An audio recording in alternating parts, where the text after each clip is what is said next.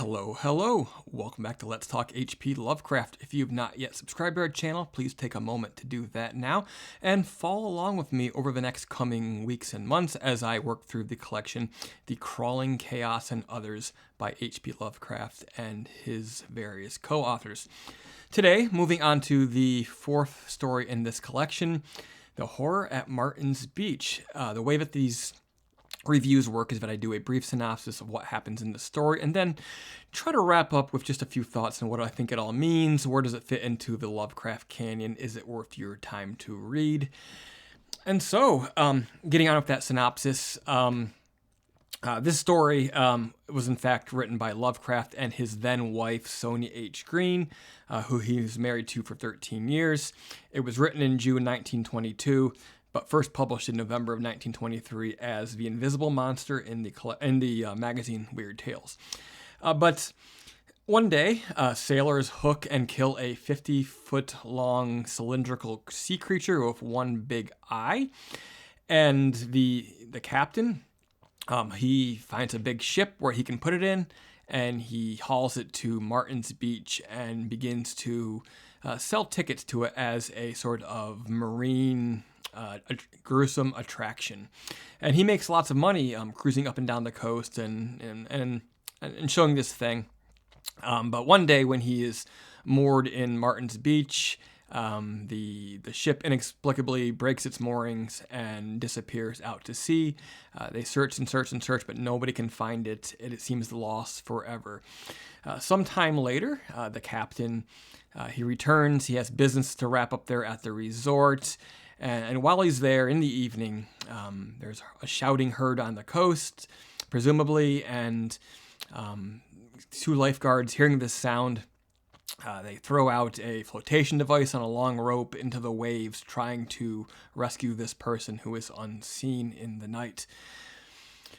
Hearing the commotion, people begin to gather, including the Captain Orn of the ship, the one who caught the monster. And something strange begins to happen.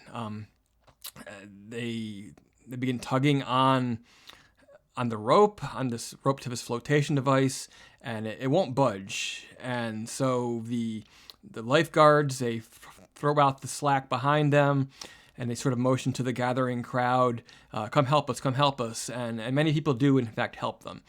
But as they're doing this, they realize that the tide is inexplicably rising faster and in a way that it shouldn't, and they find that no matter how much they tug, something tugs back at them, and they in fact cannot physically release their grip from the rope. They seem somehow hypnotized by it. The weather continues to become more and more erratic. The tide continues to come in. It's getting higher and higher up them. Soon there are only just a bobbing line of heads in the waves, and a storm encroaches, and there's great cracks of lightning and thunder, and one of the onlooking spectators, the narrator of this story, he thinks that he sees a great single eye on the horizon, bobbing in the waves, looking back to the beach, and in fact laughing before suddenly the tide goes out, the storm stops, and the line of people who are tugging at the object have in fact disappeared. So the case with horror is usually that what you don't see is the scariest, and in fact, this doesn't really work here, and I think that is the great flaw of The Horror at Martin's Beach. Quite frankly, the horror is lacking because of the lack of presence of sight. We already know from the beginning of the story that there's a 50-foot creature, and it's probably just an infant. So we're expecting this massive, much, much bigger creature to emerge, and we never see it, except for its eye. And I think that was underwhelming in its way. In some ways, this is very much vintage Lovecraft. It has all the intrigue of the Call of Cthulhu or Dagon, but it doesn't have the same tension that those stories manage to do. linguistically, the prose isn't as rich as in those other tales. It never quite builds the same amount of tension, and it sort of all ends just as soon as it began. And I'm very much underwhelmed. I think that this story could have benefited from being much longer. Add a little bit of Moby Dick into it, add a little bit of Jaws into it. Show us some obsession, some hunt, send them on a long journey, hunting this creature or something like that. But here it doesn't quite work. And the narrator is an onlooker and a survivor of this incident. But I think it may have worked possibly better coming from the point of view of the Captain Orn, who is in fact one of the, I guess, just about the only character who has a name and is mentioned quite frequently. And I think that's probably another error of judgment here on the part of Lovecraft and Sonia Greene. So take it for what you will. Take it however you will. It's probably not bad enough where I'm going to say don't waste your time reading this. If you have the collection, read it. Take you probably 20 minutes. It's not bad, but it's not going to stick with you, I think, in the way that you might expect from the best of Lovecraft's tales.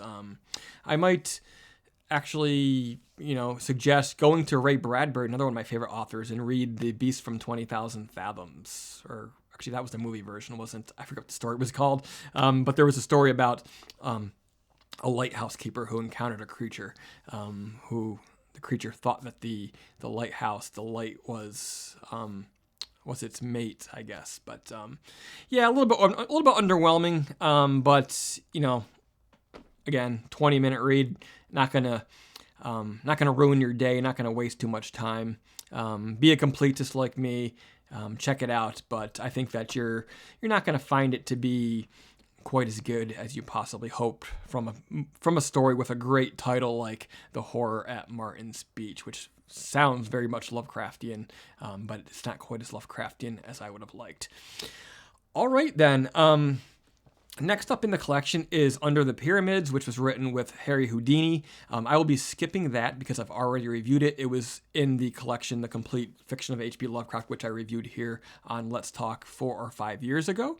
Instead, I'll be skipping on to a story that I have not read, which is the next story in the collection, Two Black Bottles. So I hope that you will subscribe and tune in for that. As always, feel free to drop a comment in the comment section below. Keep it polite, keep it on topic, keep it friendly, make it about the subject. Don't make it personal, and we shall get along great. All right, thank you for tuning in, and until next time, keep it creepy.